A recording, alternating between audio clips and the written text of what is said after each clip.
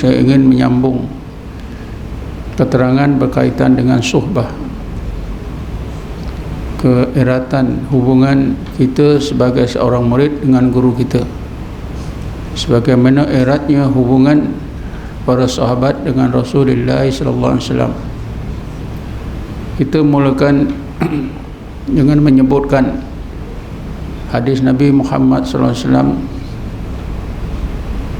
apabila ditanya oleh Jibril tentang Islam, tentang iman dan tentang ihsan.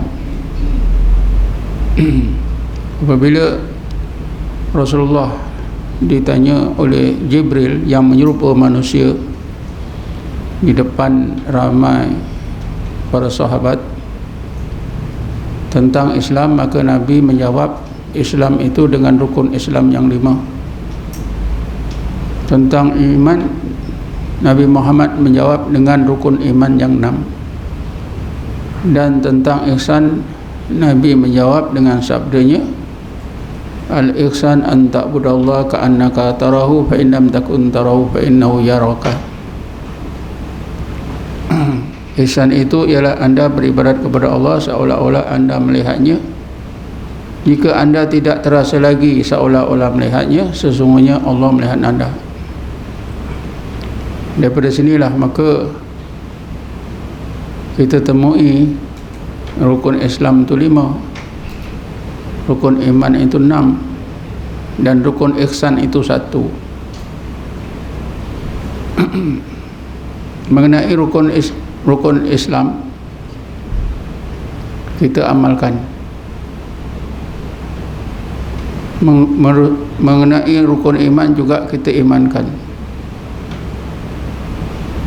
Tapi bagaimana tuan-tuan tentang rukun ihsan yang 1 tadi? Bagaimana tanggungjawab kita terhadap rukun ihsan yang 1? Ihsan itu anda beribadat kepada Allah seolah-olah anda melihatnya. Jika anda tidak terasa seolah-olah melihatnya, anda akan rasa bahawa Allah sentiasa melihat diri anda. Ini macam mana?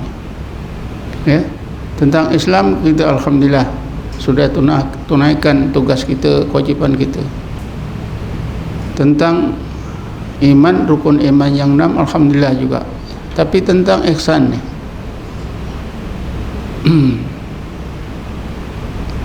kerana ihsan ni tuan-tuan satu tingkat yang tinggi, memang susah kita nak menyampurnakan suruhan Allah Subhanahu Wa Taala. Allah ajak kita supaya kita semua menjadi hamba Allah yang sampai ke tingkat ihsan. Tapi tak sampai tingkat ihsan ni susah. Faham pun belum lagi. Belajar pun kadang-kadang tertinggal. Ramai orang Islam tak belajar tentang ihsan. Rukun iman, rukun Islam, rukun iman alhamdulillah, tapi tentang ihsan ni orang tak belajar. Majoriti umat Islam tak belajar. Majoriti umat Islam meninggalkannya, mengabaikannya. Jadi masalah suhbah, keeratan hubungan antara murid dengan guru, bagaimana yang telah saya terangkan pada kuliah yang lepas, itulah di antara jalan yang mesti kita tempuh, langkah awal yang mesti kita lalui, yang mesti kita buat. Kita mesti cari guru dan dampingi guru, barulah kita boleh sampai ke darjah ihsan.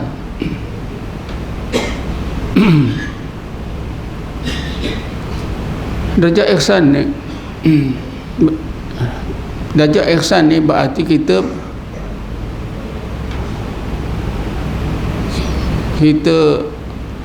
berpindah daripada menggunakan akal kepada menggunakan hati. Ia bukan senang tuan-tuan. Kita perlu menggunakan hati untuk sampai ke darjah ihsan. Kita tak boleh guna akal. Kalau akal itu dia sampai ke tingkat iman saja. Buktinya Nabi Ibrahim sendiri, Nabi Ibrahim. Selalu juga saya telah terangkan macam mana Nabi Ibrahim seperti yang disebut oleh Allah dalam Quran, bahawa Nabi Ibrahim alaihissalam telah beriman bahawa Allah berkuasa menghidupkan yang mati, tapi pada akal dia, dalam hati dia belum. Sebab itulah Nabi Ibrahim berdoa kepada Allah supaya Allah tunjukkan bagaimana Allah menghidupkan orang yang mati, supaya hatinya jadi mutmainnah. Bismillahirrahmanirrahim. Wa idh qala Ibrahimu rabbi arini kaifa tuhyil mauta qala awalam tu'min qala bala walakin liyatma'inna qalbi. Ingatlah kamu ketika Ibrahim alaihissalam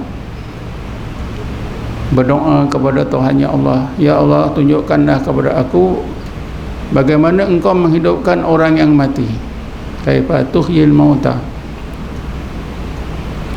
Lalu Allah bertanya kepada Nabi Ibrahim, qala awalam tu'min, ya Ibrahim, adakah engkau tak beriman bahawa aku berkuasa menghidupkan yang mati? Nabi Ibrahim menjawab, bala. Qala bala. Nabi Ibrahim menjawab dengan katanya, bahkan ya Allah, aku sudah beriman pada akal aku, walakin liyatma'inna qalbi. Kalau engkau tunjukkan macam mana engkau menghidupkan yang mati, maka dapatkah menjadikan hatiku ini mutmainnah. Ini berarti tuan-tuan, Nabi Ibrahim mahu meningkatkan keimanannya bahawa Allah berkuasa menghidupkan yang mati daripada akal kepada hati. Sebab apa? Dia kata liyatma'inna qalbi. Jadi tingkat ihsan tu tuan-tuan ialah tingkat di mana kita beriman kepada Allah dengan menggunakan hati. Kita mengenal Allah dengan menggunakan hati. Sebab itu bukan mudah. Dan sebab itu juga mesti ada guru yang memimpin kita. Kita bersungguh-sungguh mahukan pimpinannya dengan cara selalu mendampingkan diri dengan guru kita itu.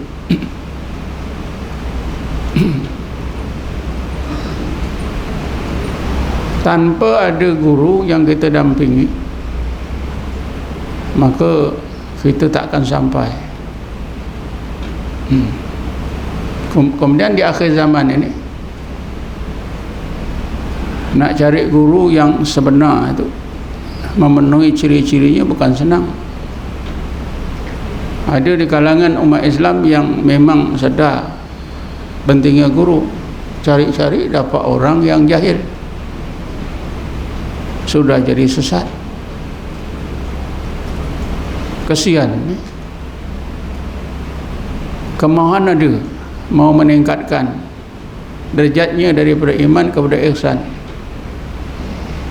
mau menggunakan hati untuk mengenal Allah Subhanahu Wa Taala supaya jadi seorang muhsin, tapi salah langkah kerana terpilih guru yang tidak memenuhi syarat-syaratnya.